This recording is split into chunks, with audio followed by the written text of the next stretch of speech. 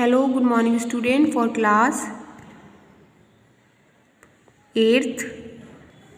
This is your first lecture of 12th chapter. बेटा previous lecture में हमारा chapter कौन सा चल रहा था? हमारा चैप्टर चल रहा था जो है 10 और 11 आपका अभी कट है। पहले हम 12 कंप्लीट कराएंगे, उसके बाद 13, उसके बाद अगर टाइम होगा तो हम 11 भी कंप्लीट करवा देंगे। Okay. Dido and Aeneas. Okay. Aeneas prince of Troy. Aeneas prince कहाँ का था? ट्रॉय का। Is shipwrecked off the coast of Africa, जो कहाँ? अफ्रीका के तट पर। वाई द गॉडेस जूनो जो भगवान Juno. He is taken in by queen Dido of Carthage, जो उसने उनको क्या दी थी? एक क्वीन दी थी, queen Dido. He then find himself torn between love and destiny. और जो ये जो स्टोरी है वो किससे बेस्ड है? लव और डेस्टिनी पर। Narrator, my story is of a man torn between love and destiny. Aeneas was his name, और इसका नाम क्या था? एनियास था। And he was the Prince of Troy, और वह कहाँ का प्रिंस था? ट्रॉय का। When the city was destroyed by the Greek army, जब ये जो सिटी थी वो ग्रीक आर्मी द्वारा पूरी तरीके से डिस्ट्रॉय कर दी गई थी।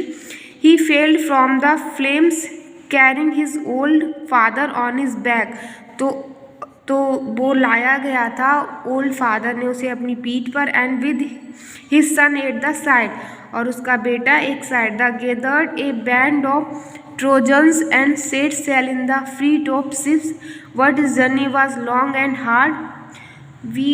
We set travel continuously why dangerous and travels.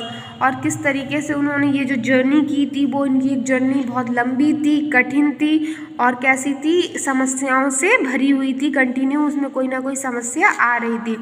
Y should just a man suffer so, मतलब किस तरीके से एक आदमी सफ़र करता है। The answer is not hard to find, इसका आंसर पाना इतना मुश्किल है।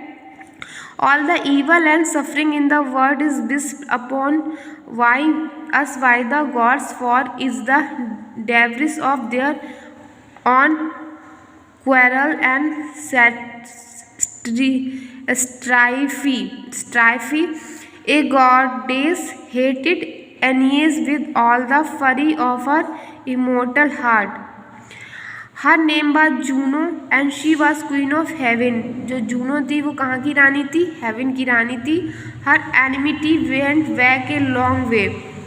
It all began with a divine squabble. Squabble means क्या होता है? A noisy quarrel about a trivial issue.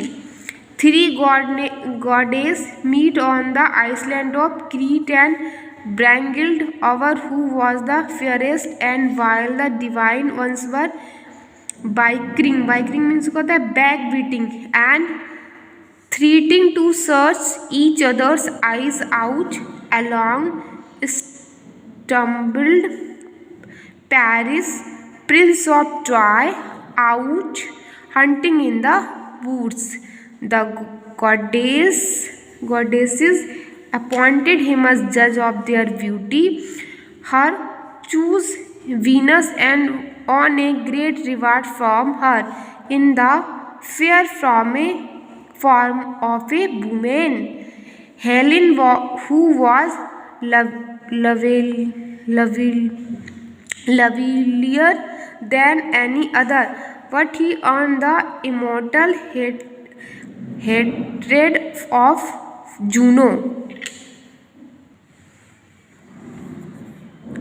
Paris and Helen, their names united into the greatest scandal of the Bronze Age. He was Trojan, she was Greek, and while they led each other's arm, their countries locked in armed combat. After 10 years of war, Troy was destroyed utterly. You would think that the goddess had taken enough revenge on Paris and all the Trojans, but still she was not satisfied.